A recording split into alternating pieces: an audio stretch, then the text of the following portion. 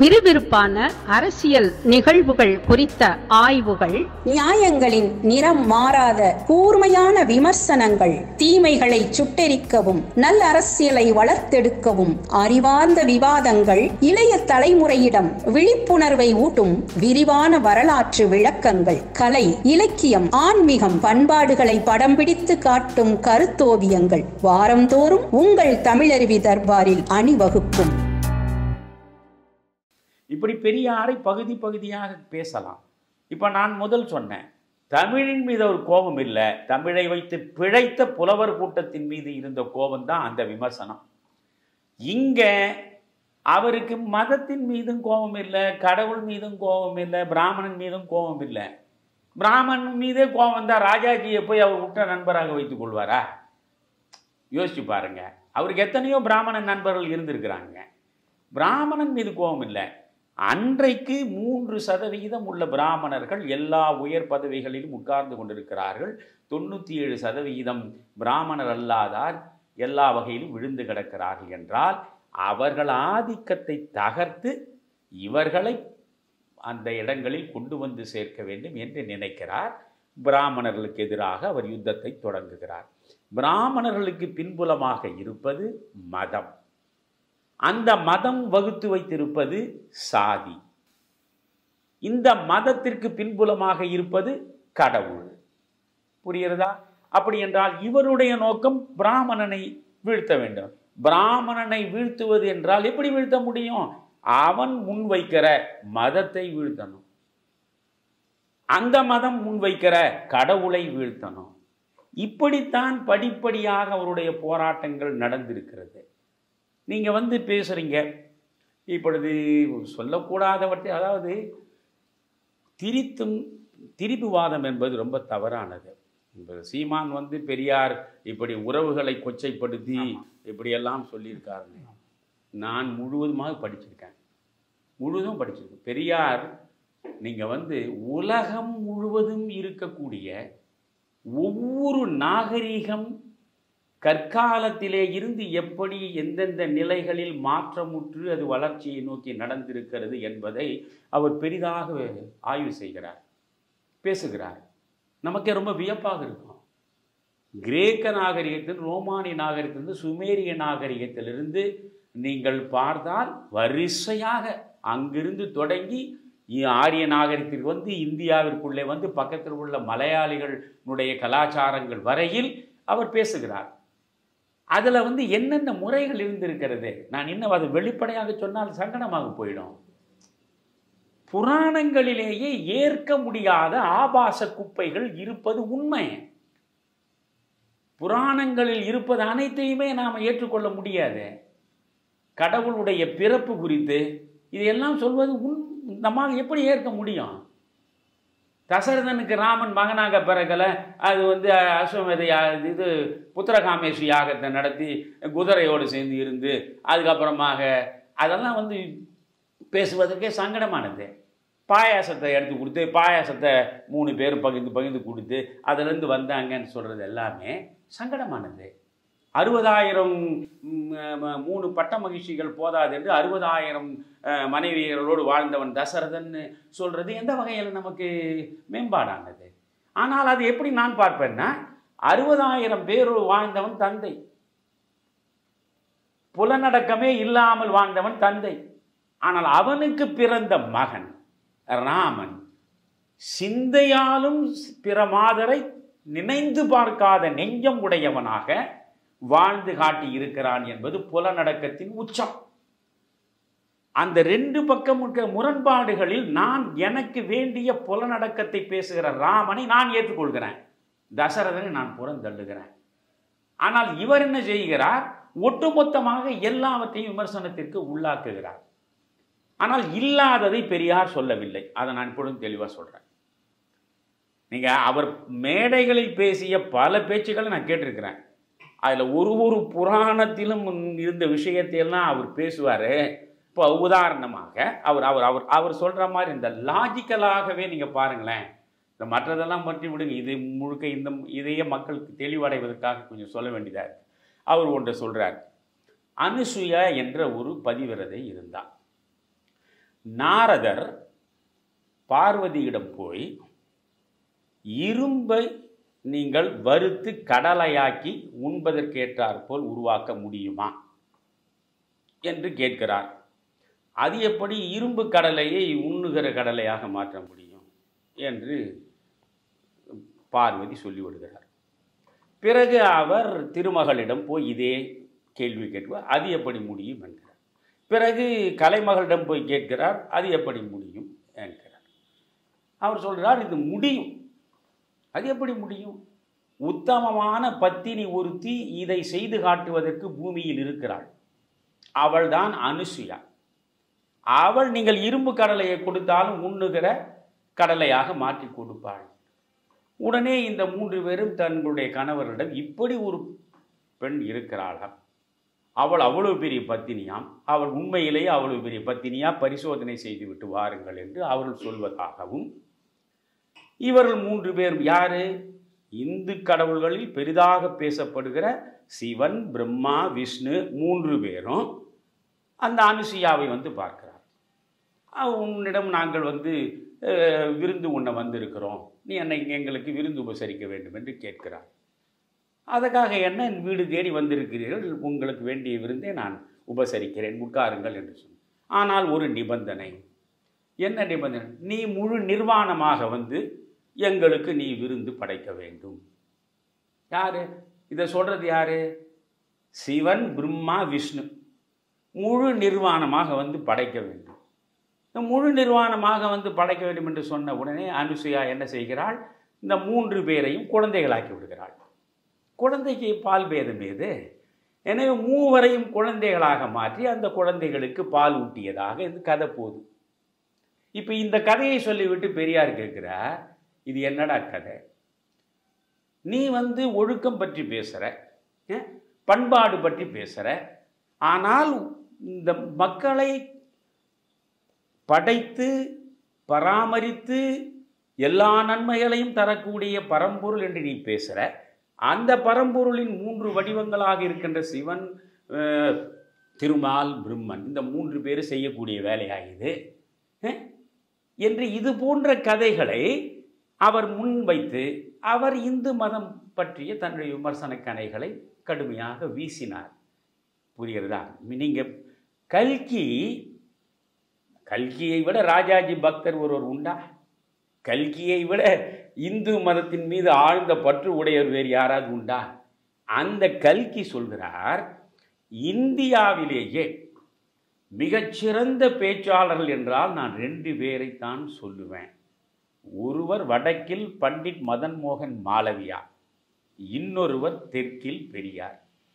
மதன் மோகன் மாளவியாவும் 3 மணி நேரம் பேசுவார்.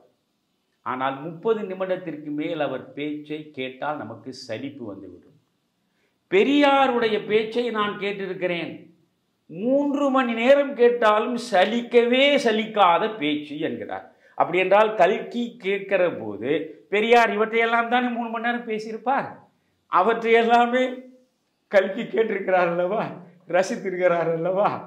இது போன்று இது பரவலாக எந்த மதத்திற்குள்ளே போனாலும் இது மாதிரி அங்குமிங்குமாக கொஞ்சம் முரண்பட்ட தகவல்கள் இருக்கலாம். ஆனால் இந்து மதத்தில் இது அதிகம். மற்ற மதங்களை காட்டிலும் இந்து மதத்தில் இது போன்ற புராண குப்பைகளில் இப்படி ஆபாசங்கள் நிறைந்த பல்வேறு கற்பனைகள் இடம்பெற்றிருக்கின்றன. அதனால தான் பாரதியை விட இந்து ஒருத்தர் உண்டா? நீங்களே சங்கின்னு சொன்னால் முதல் சங்கி பாரதின்னு தான் சொல்லுவீங்க. அவனே நான் சனாதனின்னு தான் சொல்கிறான். ஆனால் அந்த பாரதியை என்ன சொல்கிறான்? நன்று புராணங்கள் செய்தார், அதில் நல்ல கவிதை பல பல தந்தார், கவிதை மிக நல்லதேனும் அவை கட்டுக்கதைகள் என தெளிவுறக் கண்டோம். நன்றாக கேட்கணும். நன்று புராணங்கள் செய்தார், அதில் நல்ல கவிதை பல பல தந்தார், கவிதை மிக நல்லதேனும் அவை கட்டுக்கதைகள் என தெளிவுறக் கண்டோம். ஆனால் புவிதனில் வாழ்நெறி காட்டி நம்மை போதிக்கும் அக்கதைகள்னு முடிக்கிறான். இதெல்லாம் கட்டுக்கதை தான், இதெல்லாம் நம்ப முடியாதது தான். ஆனால் அதற்கு உள்ள இந்த சமூகம் மேம்படுவதற்கு, இந்த சமூகம் பண்படுவதற்கு ஒரு ஆழமான கருத்து உள்ளே இருக்கும். இந்த மேலே இருக்கிற இந்த அழுக்கை எல்லாம் பற்றி நீ கவலைப்படாமல் அகற்றிவிட்டு அடியில் இருக்கிற அந்த கருத்தை எடுத்துக்கொண்டால் உனக்கு நல்லதுன்றான். ஆனால் பெரியார் என்ன செஞ்சார்? இந்த மேலே இருக்கிற மொத்தத்தையும் அவர் எடுத்து அதை கடை பரப்பினாரே தவிர அதுக்கு கீழே இருக்கக்கூடிய ஏன் இந்த கதைக்கு பின்புலம் என்ன இதனை கற்று அந்த இடத்துக்கு அவர் போகலை. ஸோ அப்படி பெரியாரின் 100 விழுக்காடு நான் ஏற்றுக்கொள்வதாக இருந்தால் நான் பெரியாரி ஸ்டைலில் இருக்கணும். என்னை பொறுத்தவரையிலும் என்ன, நம்மை மீறிய ஒரு இறையாற்றல் இருக்கிறது என்பதை யார் மறுத்தாலும் அதில் எனக்கு உடன்பாடு இல்லை. இப்போ பெரியார் அதை மறுத்தார். இன்னும் பெரியார் வெற்றி பெற்று விட்டாரா? பெரியார் வாழ்ந்த காலத்தில் இருந்ததை விட இன்று தான் லட்சோப லட்சம் மக்கள் திருப்பதியில் போய் 24 மணி நேரம் 30 மணி நேரம் 3 நாள் நிற்கிறான்.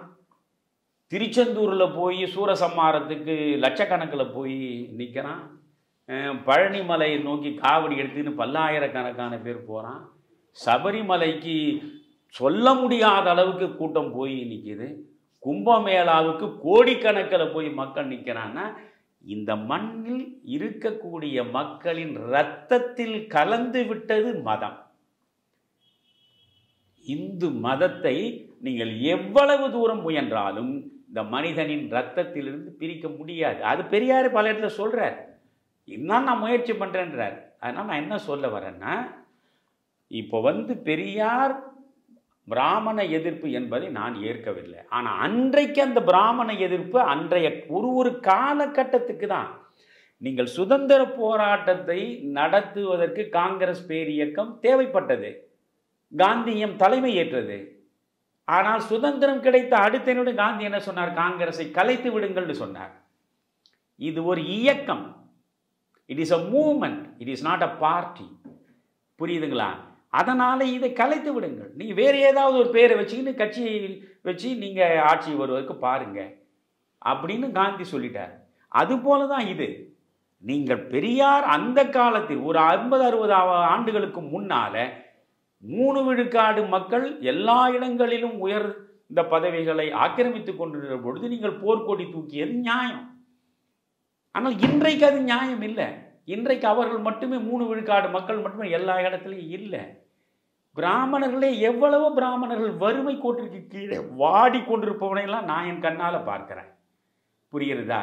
அதனால் எப்படி யூதர்களுக்கு எதிராக ஒரு வெறுப்பு நெருப்பை ஊட்டுவதையே தன்னுடைய வாழ்வின் குறிக்கோளாக ஹிட்லர் வைத்திருந்தானோ அப்படி இன்று வரை இந்த திராவிடர் கழகத்தில் கருப்பு சட்டையை அணிந்து கொண்டு பார்ப்பனை எதிர்ப்பு, பார்ப்பான் தான் எல்லாவற்றும் காரணம் என்று பேசுவதை விட கொடுமை எதுவும் கிடையாது. எந்த ஜாதி கலவரத்திலாவது நீங்கள் சொல்லுகிற பார்ப்பான் நின்று இருக்கிறானா? எந்த சாதி கலவரத்திலாவது இந்த பார்ப்பான் பின்னால் இருந்திருக்கிறானா? வேங்கை வயலில் மலத்தை கொண்டு போய் தண்ணீரில் ஊற்றி வச்சவன், கலந்து வச்சவன் பார்ப்பானா? சொல்லுங்க. இல்லை கள்ளச்சாராயத்தை நீங்கள் கள்ளக்குறிச்சியில் இவ்வளோ பெரிய இழிவு சாவுகள்லாம் நடந்தது, அதெல்லாம் பின்னால் இருந்தவன் பார்ப்பானா? இன்றைக்கி அண்ணா பல்கலைக்கழகத்தில் ஒரு பெண்ணு பாலியல் பிரச்சனை, பாலியல் தொல்லை கொடுத்து எவ்வளவு தூரம் பெண்களுக்கே பாதுகாப்பற்ற ஒரு சமூக சூழலை இன்றைக்கு தமிழ்நாட்டில் எங்கு பார்த்தாலும் நம்மால் காண முடிகிறது. இவற்றில் எங்காவது ஒரு பார்ப்பான் இருக்கானா? சொல்லுங்க. எங்காவது ஒரு பிராமணன் இந்த பெண்ணோடு தகாத முறையில் நடந்தான், இங்கே பாலியல் பிரச்சனையில் அவன் தான் ஈடுபட்டான் என்று உங்களால் சொல்ல முடிகிறதா? இல்லாத ஒன்றை நீங்கள் கற்பனையிலேயே முன்னாலே வைத்துக்கொண்டு நீங்கள் அதற்கு எதிராக விமர்சனங்களை வீசுகிற போது அது எந்த வகையிலும் நியாயம் இல்லை.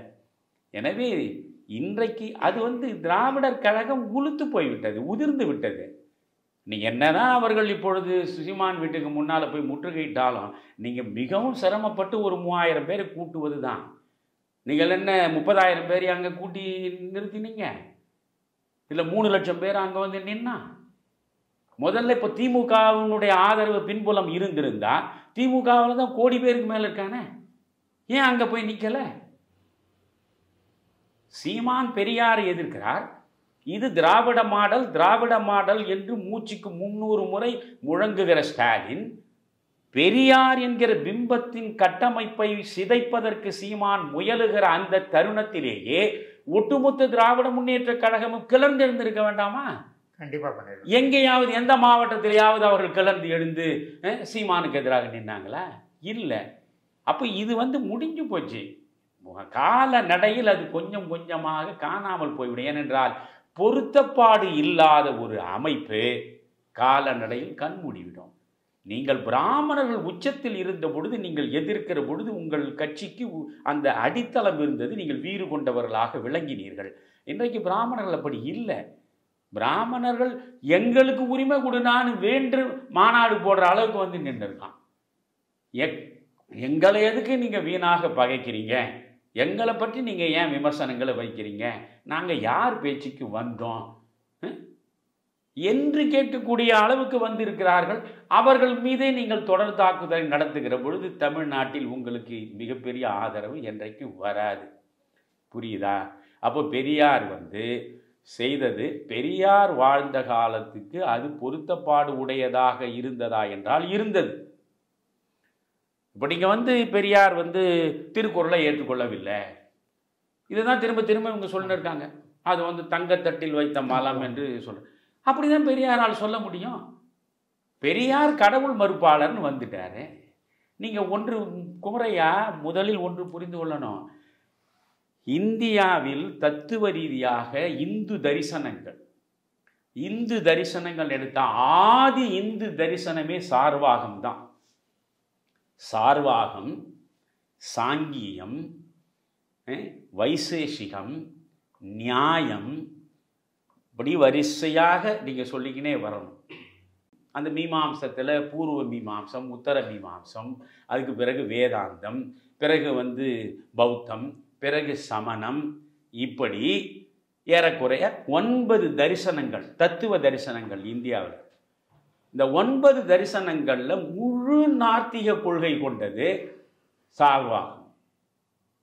சார்வாகத்துக்கு அடுத்து சாங்கியம் என்பது முழுக்க லோகாயுதவாதத்தை சொல்வது தான். புரியுதுங்களா? இதே மாதிரி நீங்கள் பௌத்தம் கடவுள் மறுப்பு தான், சமணம் கடவுள் மறுப்பு தான்.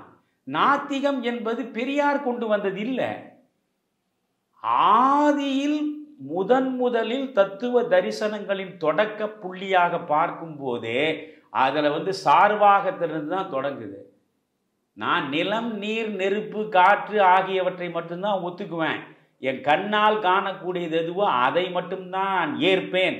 மற்றவற்றை பற்றி நான் கவலைப்பட மாட்டேன். சொர்க்கமும் கிடையாது, நரகமும் கிடையாது, கடவுளும் கிடையாது, மறுபிறப்பும் கிடையாது, ஊழ்வினையும் கிடையாது என்று கிடையாதுன்னு சொன்னது தான் ஆதி சிந்தனையாக நம்ம தத்துவ தரிசனங்கள் பார்க்கிற முதல் தரிசனம் சார்வாகும். அதனால் ஏதோ பெரியார் தான் கடவுளை மறுத்தாரு, இது பெரியார் முழுக்க கடவுளுக்கு எதிரான கொள்கை கொண்டு வந்தாரெலாம் கிடையாது. தொடக்கத்திலிருந்து எந்திருக்கு. நீங்கள் இப்படி பெரியாரை எதிர்க்கிறதா இருந்தால் நீங்கள் புத்தரை எதிர்க்கணும், நீங்கள் மகாவீரரை எதிர்க்கணும். இதில் வேடிக்கை என்ன தெரியுங்களா? இப்போ இந்த சார்வாகம் என்பது நாத்திகவாதம், புரியுதா? ஆனால் இந்து தரிசனங்களில் அதுவும் ஒரு தரிசனமாக ஏற்றுக்கொள்ளப்பட்டிருக்கிறது. சாங்கியம் என்பதும் நீங்கள் ஏறக்குறைய அது கடவுள் மறுப்பானது தான், லோகாயுதவாதத்தை கொண்டது தான். ஆனால் அந்த சாங்கிய யோகத்தினுடைய பெரும்பகுதி பகவத்கீதையிலேயே அப்படியே எடுத்தாளப்பட்டிருக்கிறது. இந்த சார்வாகம், சாங்கியம், வைசேஷிகம், இப்படி எல்லாம் சொல்கிறோம் பாருங்க. இதெல்லாமே இதனுடைய ஆதி பிறப்பிடம் எங்கேன்னு நீங்கள் ஆழமாக தோண்டி பார்த்தீங்கன்னா, எப்படி இப்பொழுது நீங்கள் கீழடி அகழ்வாராய்ச்சி எல்லாம் நடத்தின பிறகு 3500 ஆண்டு கிமு, அப்போ 5500 ஆண்டுகளுக்கு முன்னாலேயே இரும்பை முதலில் பயன்படுத்தியவன் தமிழன் சொல்கிற மாதிரி இங்கிருந்து தான் போனதுன்றதுக்கு நிறைய ஆய்வுகள் இருக்குது. அதையெல்லாம் நம்ம ஒரே நேரத்தில் பேசுவதற்கு முடியாது. அதனால் இது ஏதோ பெரியார் தான் கடவுள் மறுப்பு சொன்னார், அதனால் கடவுள் மறுப்பு. பெரியார் சொன்னதையெல்லாம் நான் படிச்சிருக்கேன். எனக்கு பல இடங்களில் சிரிப்பே வரும். எவ்வளவு மோசமான விஷயங்கள் எல்லாம் இந்த மனுஷன் தேடி பாடுபட்டு எடுத்து அதையெல்லாம் மக்களிடம் கொண்டு சேர்த்து அதை கேட்குற பொழுது நமக்கே இதெல்லாமா இருக்குது, நம்முடைய புராணங்கள்ல இப்படியெல்லாமா பேசப்பட்டிருக்கு அப்படின்னு தான் இருக்கும். அதனால் முருகனுடைய பிறப்பு என்று நீங்கள் எடுத்தாலும் அதை நீங்கள் படித்து பாருங்கள். பிள்ளையாருடைய பிறப்பு என்று எடுத்தாலும் அதை நீங்கள் படித்து பாருங்கள். குடத்துலேருந்து பிறந்தவன் அப்போ முனிவனுக்கு ஒரு பிறப்பு இருக்கும். இப்படி ஒவ்வொன்றா நான் இது பாடம் நடத்துகிற மாதிரி ஆரம்பித்தேன்னா இவருக்கு அடுத்த பெரியார் புறப்பட்டார் போல இருக்குன்னுவான். என் நோக்கம், நான் இறை மறுப்பாளன் இல்லை, நான் இறை ஆற்றலை நம்புபவன். எல்லாமே everything is predestined and predetermined என்று நினைக்கிறவன் நான். அது வேற. இன்னும் இப்போ நீங்கள் பார்த்தீங்கன்னா திருக்குறளை அவர் ஏன் ஒத்துக்க முடியாது அவரால். கடவுள் வாழ்த்தோடு தானே திருக்குறள் தொடங்குது. திருக்குறளுக்கு முன்னால் இருந்த சங்க இலக்கியங்களில் கடவுள் வாழ்த்து என்பது கிடையாது. காரணம் அவையெல்லாம் தனித்தனி பாடல்கள். ஆனால் முதல் முழு படைப்பாக வருவது வள்ளுவம். அவர் கடவுள் வாழ்த்தோடு தொடங்குகிறார். அவர் கடவுள் மறுப்பாளர் இல்லையே வள்ளுவர். அப்போ கடவுள் மறுப்பாளராக இல்லாத வள்ளுவரை இவர் எப்படி ஏற்றுப்பார்? நீங்கள் தெய்வம் தொழால் கொழுநன் தொழுதெழுவாள் பெய்யன பெய்யும் மழைன்னு வள்ளுவன் எழுதுகிறாரு. நீ தெய்வத்தையே தொட வேண்டாம், கணவனை அன்றாடம் கூப்பி தொழுதுன்னு இருந்தீங்கன்னா மழையை பெய்யுன்னா உடனே பெய்யும்னு சொல்லி வள்ளுவர் கற்புக்கு ஒரு அணிகலனை பூட்டுறாருன்னா அது எப்படி பெரியார் அங்கீகரிப்பார்? ஊழ்வினையை பெரியார் வள்ளுவர் ஆதரிக்கிறார். ஊழிற் பெருவலி யாவுல மற்றொன்று சூழினும் தான் முந்துரும்னு தானே வள்ளுவரை குறள் எழுதி வச்சிருக்காரு. 7 பிறப்பிலையும் வினை தொடரும்ன்றார. ஒருமையில் தாம் பெற்ற கல்வி எழுமையும் ஏமாப்புடைத்துன்னு வள்ளுவர் சொல்றாரு. அப்போ மறுபிறவியின் மீது வள்ளுவருக்கு நம்பிக்கை இருக்கு, ஊழ்வலியின் மீது வள்ளுவருக்கு நம்பிக்கை இருக்கு, கடவுள் மீதும் நம்பிக்கை இருக்கு. அந்த திருக்குறளை பெரியார் ஏற்பார் நீங்க எப்படி எதிர்பார்க்குறீங்க? சிலப்பதிகாரத்துக்கு எதிராக நின்னார்னா ஆமா, இடமுலையை திருகி வலமுறை மும்முறை வாரா அலமந்துன்னு சிலப்பதிகாரத்தில் வரும். இடது பக்கம் முலையை திருகி மதுரை நகர வலது பக்கம் 3 முறை சுற்றி விட்டா உடனே மதுரையை தீப்பத்தி எரிஞ்சதுன்னு சொல்கிறோம். இதை சிலம்பை நான் படிக்கிறேன் தமிழில். நெஞ்சை எல்லும் சிலப்பதிகாரம்னு தான் நான் படிக்கிறேன். அது உள்ள படிக்க போனால் தமிழ் எவ்வளவு இனிமையானது, 2000 ஆண்டுகளுக்கு முன்னே எப்படியெல்லாம் இளங்கோடி எழுதியிருக்கான்னு நான் செலுத்து போகிறேன். ஆனால் இது போன்ற கட்டங்கள் வருகிற பொழுது நாம் அதுக்கு என்ன சொல்லிடுறோம்? இலக்கிய ரீதியாக இயற்கை இறந்த காட்சிகள்னு சொல்கிறோம். இது இயற்கைக்கு பொருந்தாத காட்சிகள். கடைசி நேரத்தில் அவள் இங்கேருந்து திருச்செங்கோடு இன்னும் வச்சுக்கிறேன், அவள் அந்த கோட்டு மலையின் உச்சிக்கு போனான். அங்கேருந்து மேலேருந்து பல்லக்கில் விமானத்தில் கோவலன் வந்தான், அவனோடு சேர்ந்து வானலோகம் போனான்னு சொல்கிறத எப்படி பெரியார் ஏற்றுப்பார்? அதனால் பெரியார் ஏற்றுக்கினாங்க ஆச்சரியம், பெரியார் எதிர்த்ததில் எந்த ஆச்சரியமும் இல்லை. அதனால் நான் என்ன சொல்கிறேன், பெரியார் பேசியதெல்லாம் பெரியாரிஸ்டுகள் படித்து பார்க்கட்டும், அவர்கள் அதில் ஊறட்டும், அவர்கள் அதை மக்களிடம் கொண்டு சேர்ப்பதற்கு முயலட்டும். பெரியாருடைய கருத்துக்கள் ஒரு கட்டத்தில் முடங்கி விடாமல் அது தொடர்ந்து அடுத்தடுத்த தலைமுறைக்கு சென்று சேர வேண்டும் என்று நினைப்பது பெரியாருடைய தொண்டர்களுக்கான கடமை. அதை அவர்கள் ஒரு பக்கம் செய்யட்டும். அதில் உங்களுக்கு எந்த பிரச்சனையும் இல்லை. இங்கே தமிழ் தேசியமா திராவிடமா என்ற ஒரு தேவையில்லாத பிரச்சனையை முன்ன வைத்துக்கொண்டு நீங்கள் போராடி கொண்டிருப்பது நல்லதில்லை. அதே நேரத்தில் இந்த திராவிட இயக்க தோழர்களுக்கும் நான் சொல்வது, நீங்கள் அதற்காக சீமான் வீட்டுக்கு முன்னால் போய் முற்றுகையிடுவது என்பது எந்த வகையிலும் ஜனநாயக மரபு இல்லை. பெரியார் வன்முறையாளர் இல்லை. நான் பெரியாரிடம் வியந்து வியந்து பார்த்தது ஒன்று தான். பெரியார் பூணூலா இருக்காரு, பெரியார் பிள்ளையார் சிலையை உடைச்சாருன்னெல்லாம் பேசுவான். எந்த கோவிலிலாவது சென்று பெரியார் கோவிலுக்குள் இருக்கிற ஒரு பிள்ளையாரை உடைத்தார் என்று உங்களால் சொல்ல முடியுமா? கடையில் பிள்ளையார் சிலையை வாங்கி அங்கே ஒரு ரோட்டில் போட்டு உடைச்சிருக்காங்க. அதுதான் பிள்ளையார் சிலை போராட்டம். எந்த ஒரு பிராமணனுடைய பூணூலையாவது பெரியார் போய் நேரடியாக போய் அறுத்து, டேய் பார் நான் பெரியார் பூணூலை அறுத்துருக்கேன், இதே மாதிரி என் தொண்டர்கள்லாம் ஆளுக்கு ஒரு பூணூலை அறுத்துட்டு என் முன்னால் நில்லுங்க சொல்லியிருக்காரா? கிடையாது. பெரியார் எந்த போராட்டத்தை நடத்தி இருந்தாலும் அது முழுக்க முழுக்க காந்திய வழியில் நடந்த போராட்டம் தான். அதில் உங்களுக்கு எந்த சந்தேகமும் வேண்டாம். வன்முறைக்கு இடமே கிடையாது. நீங்கள் அங்கே போய் முற்றுகையிடுவது என்பது வன்முறையை வளர்ப்பதற்காக. நீங்கள் ஒரு பக்கம் சீமான் வீட்டு முற்றுகையிடுவீங்க, பிறகு நாம் தமிழர் கட்சியில் இருக்கக்கூடியவர்கள் அங்கிருந்து சீமானுடைய உங்களுடைய வீட்டுக்கு வந்து முற்றுகையிடுறான்னா பிறகு என்ன ஆகிறது? தமிழ்நாட்டை கலவர பூமியாக மாற்றுவதற்குத்தான் நீங்கள் அரசியல் நடத்துகிறீர்களா? ரெண்டு பேரையும் கேட்குறேன். இப்போ திருப்பரங்குன்றத்தில் வந்து பார்த்தீங்கன்னா அங்கே மேலே இருக்கிற தர்காவில் போய் அனைவரும் நீங்களும் போய் வணங்குவீங்க, நானும் வணங்கு. இந்து மதத்தினுடைய பெருமையே அதுதான். நாம் வேளாங்கண்ணிக்கும் போவோம், நம்ம நாகூருக்கும் போவோம் இல்லையா? நமக்கு எந்த இதுவும் கிடையாது. தர்காவில் மேலே போய் வேண்டிக்கின்னு போய் பிரார்த்தனை பண்ணிட்டு வர இந்துக்களும் இருப்பாங்க, இஸ்லாமியும் இருப்பாங்க. இந்த மத நல்லிணக்கம் இருப்பது தானே நல்லது.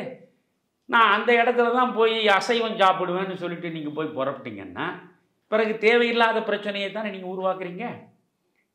நீங்கள் எங்கெல்லாம் வந்து இந்து கோயில் இருந்ததோ அந்த இந்து கோயிலை இருந்த இடத்துல இஸ்லாமிய பள்ளிவாசலோ தர்காவோ இருந்தால் அவற்றையெல்லாம் தகர்த்து தரைமட்டமாக்கிவிட்டு அதுதான் அடுத்த வேலைன்னு இந்துத்துவ பெயரில் புறப்படக்கூடியவர்களை நான் விமர்சனம் செய்து பதிவு போட்டிருக்கேன்.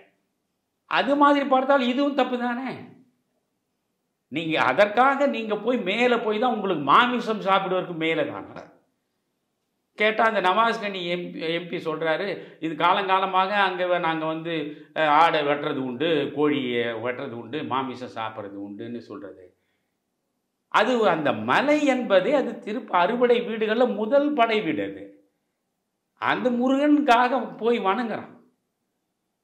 பல்லாயிரக்கணக்கான மக்கள் அந்த நோக்கி வரான்.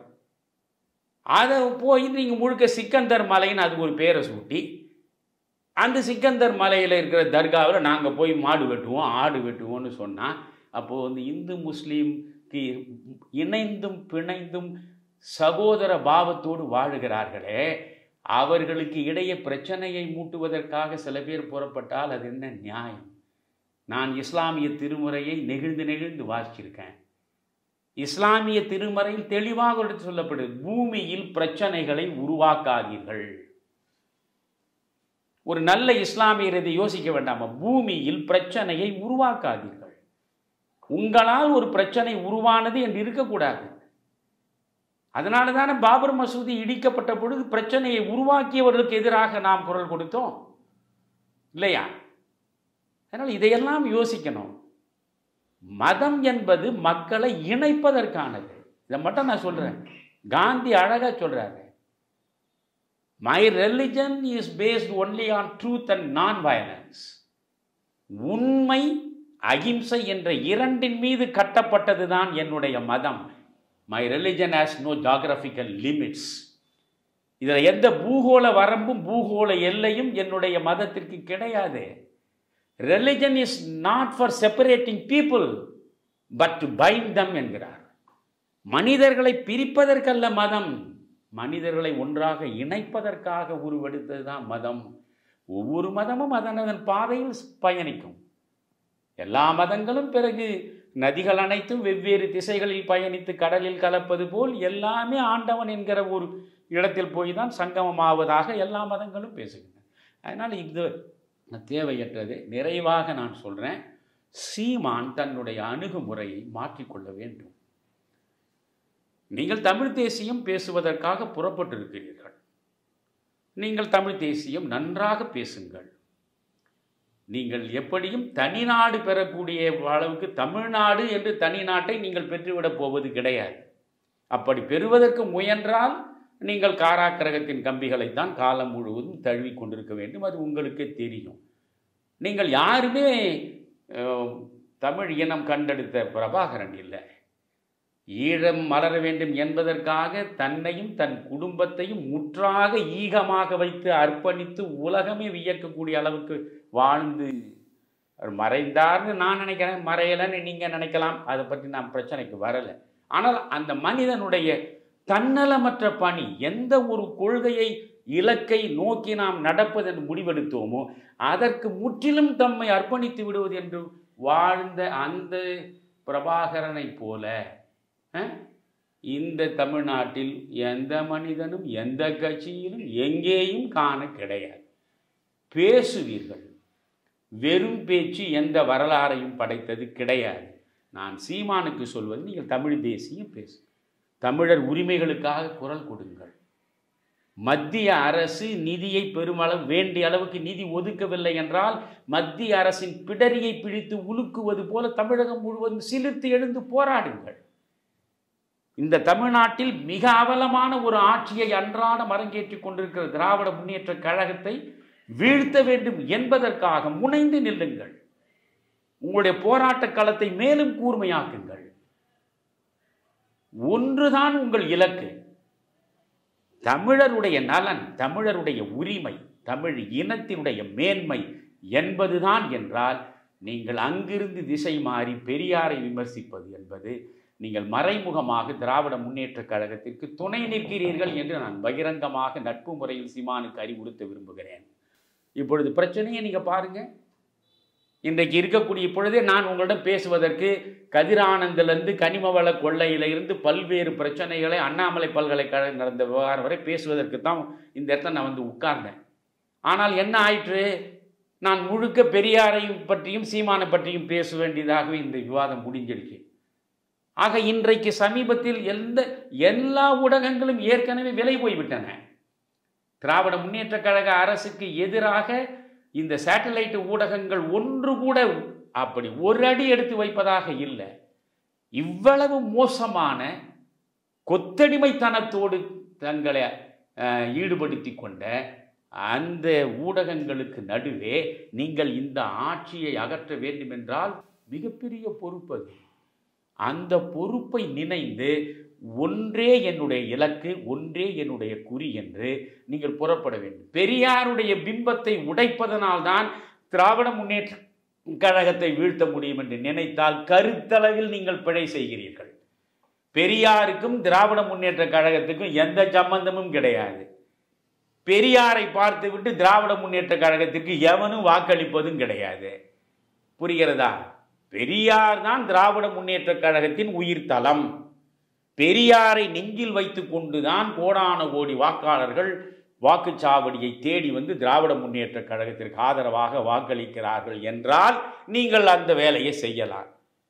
ஆனால் இல்லாத ஒன்றை இருப்பதாக நினைத்து கொண்டு நீங்கள் செய்யக்கூடியது எந்த வகையிலும் அரசியல் அல்ல. நான் அன்போடு சொல்கிறேன், நீங்கள் அதாவது இது கூட வடமொழியில் தானே இருக்கிறதுன்னு சொல்கிறேன். வடமொழியிலும் இருக்கிறது, தமிழிலும் இருக்கிறது. இனிய உளவாக இன்னாத கூறல் கனி இருப்ப காய் கவர்ந்தட்டுன்னு வள்ளுவனும் சொல்கிறான். இனிமையாக பேசுகிறான். அதுதான்டா நீ நல்ல கனிந்த பழத்தை சாப்பிட்ற மாதிரி நீ தப்பான கசப்பான விஷயங்களெல்லாம் ஏன் பேசி காயை சாப்பிட பார்க்குறேன்னு வள்ளுவன் சொல்கிறான். வடமொழியில் அழகான ஒரு ஸ்லோகமே இருக்குது, நீ சத்தியத்தை பேசு. சத்தியத்தை பேசும் பொழுதும் பிரியத்துடன் பேசு. பிரியத்துடன் பேச முடியவில்லை என்றால் அந்த சத்தியத்தையே பேசாதே. பிரியமானது என்பதற்காக பொய்யை மறந்து பேசிவிடாதே அப்படின்னு இருக்கு. நான் சீமானுக்கு அன்பாக சொல்வது, இனிமையாக பேசுங்க, முகத்தில் இனிமை ததும்ப பேசுங்க, பிரச்சனைகளை பேசுங்க, அவதூறுகளுக்கு இடம் கொடுக்காதீங்க. அப்படியே கந்தக வார்த்தைகளில் எல்லா மனிதர்களையும் எரித்து பொசுக்கி விடுவது போல நீங்கள் பேசுவதும் தோற்றம் தருவதும் உங்களுக்கே நல்லதல்ல, உங்கள் உடம்புக்கே நல்லதல்ல. முதல்ல உங்கள் உடம்பும் உங்கள் மனமும் காயப்படும். அதனால் நீண்ட காலம் நன்றாக இருக்கணும், ஆரோக்கியமாக இருங்க, தமிழுக்காக குரல் கொடுங்க, தமிழ் தேசியத்திற்காக நீங்கள் தொடர்ந்து பாடுபடுங்க. திராவிட முன்னேற்ற கழகத்தை வீழ்த்துவதற்கு என்னென்ன வகைகளில் வியூகம் அமைக்கலாமோ அமைத்து முயன்று பாருங்க. அதையெல்லாம் நான் குறையே சொல்ல மாட்டேன். இதற்கு மேல் சீமானுக்கு சொல்ல என்னிடம் எதுவும் இல்லை. மிக சிறப்பு ஐயா. தந்தை பெரியார் பற்றிய ஒரு தெளிவான புரிதலை உங்களுடைய நேர்காணல் மூலம் அறிந்து கொள்ள முடிந்தது. நிகழ்ச்சியின் ஆரம்பத்தில் தமிழக அரசியல் சூழல் பற்றி மிகுந்த கவலையுடன் ஆதங்கத்துடன் பல கருத்துக்களை முன்வைத்தீர்கள். இன்றைய அரசியல்வாதிகள் மக்களையும் ஊழல் மயப்படுத்தி விட்டார்கள் என்றே தோன்றுகிறது. ஆனாலும் காலம் ஒரு நாள் மாறும், நம் கவலைகள் யாவும் தீரும் என்ற கவிஞரின் வரிகளோடு இந்த நேர்காணலை நிறைவு செய்வோம் ஐயா. நன்றி ஐயா. நன்றி குமரையா. தமிழருவி தர்பார் நேயர்கள் அனைவரையும் மீண்டும் இன்னொரு நிகழ்ச்சியில் சந்திப்போம். அனைவருக்கும் வணக்கம்.